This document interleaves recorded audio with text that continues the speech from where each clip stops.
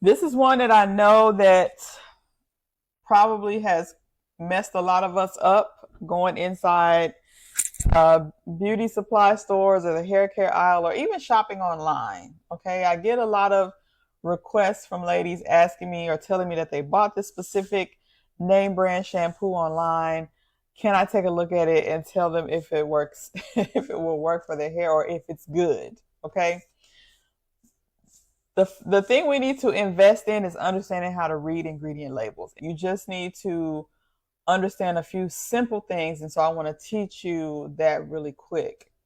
Because, like I said before, you can get a product that says moisturizing on the front, but it leaves your hair still dry or flaky or greasy. The marketing will tell you what the marketing wants you to believe. It's not what's always true. All right.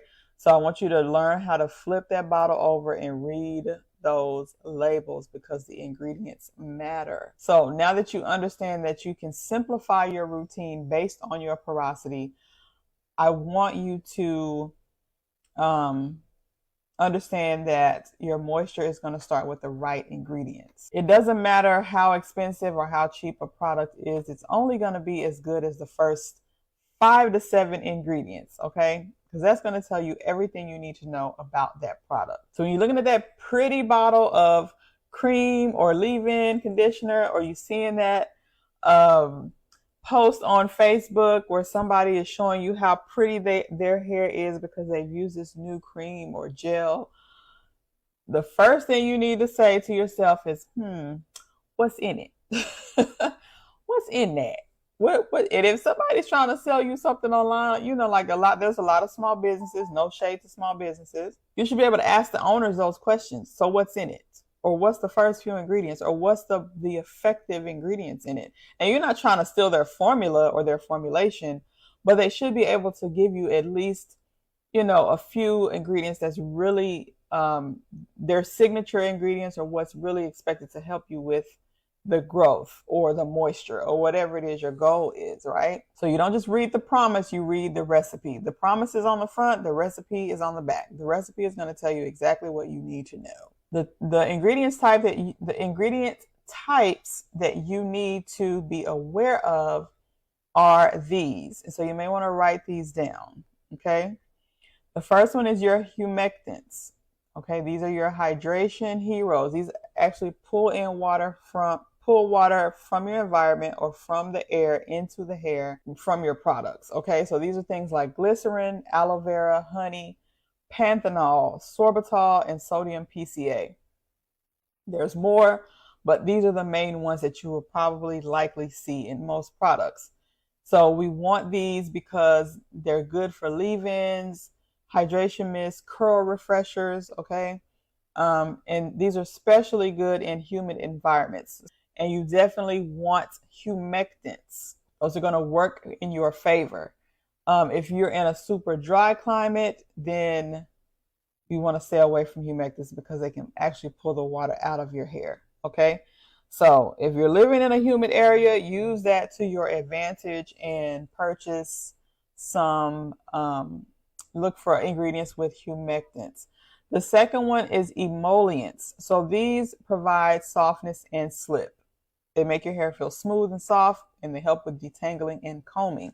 So these are going to be mostly your oils and butters. Okay, I mentioned jojoba oil, avocado, olive, coconut oil, cetyl alcohol. Not all alcohols are bad. Some alcohols are fatty alcohols that are actually good for your hair. And cetyl alcohol is one of those. Now, these are great for reducing friction and preventing breakage. Okay, if it's something that you see a lot of ingredients that you can't pronounce or you Google it and you still don't know what the heck it is, you probably should stay away from it. And then the last one is the occlusives. These are your sealers.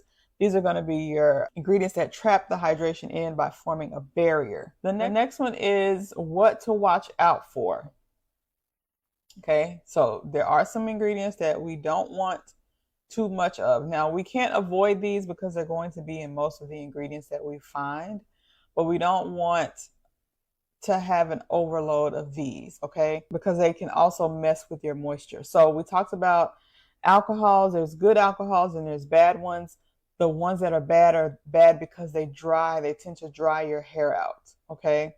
they can suck moisture right out of your strands. So these are your ethanols, your isopropyl alcohol, your SD alcohol. Again, better alternatives are going to be cetyl alcohol, stearyl alcohol. These are moisturizing. And then also, we want to stay away from too much protein. Protein is great, like I said, but in moderation. So if your hair is dry and brittle, too much protein can make it worse. All right. So hydrolyzed keratin, that's a protein, collagen, silk protein, rice protein. We want to stay away from those. So if you're already using like a protein heavy shampoo or treatment, then avoid also laying on multiple protein rich products in the same wash day. So you don't need to have a protein shampoo, a protein conditioner, a protein gel, a protein cream, a protein mist. You don't need all of that. Okay. Especially if your hair is already dry and brittle.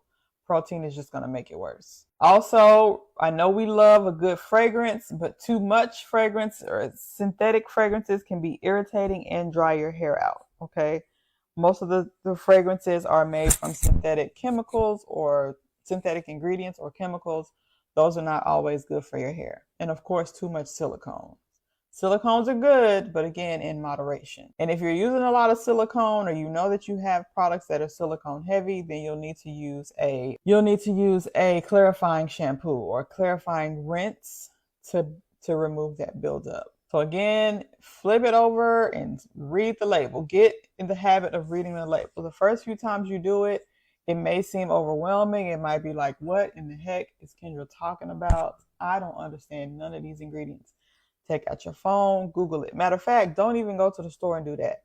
Go into your bathroom or your kitchen or wherever you keep your products. Get your favorite products, your favorite 2 to 3 products, and Google the first 5 ingredients of each of those. When you sitting on the couch and you ain't got nothing to do or you bored, instead of scrolling social media, pull those products out and Google search the first 5 ingredients of all of the products that you have a love for, or that you think, or you spent a lot of money on. So I love to tell people that your most expensive products, check the first 5 ingredients. A lot of times you'll be surprised.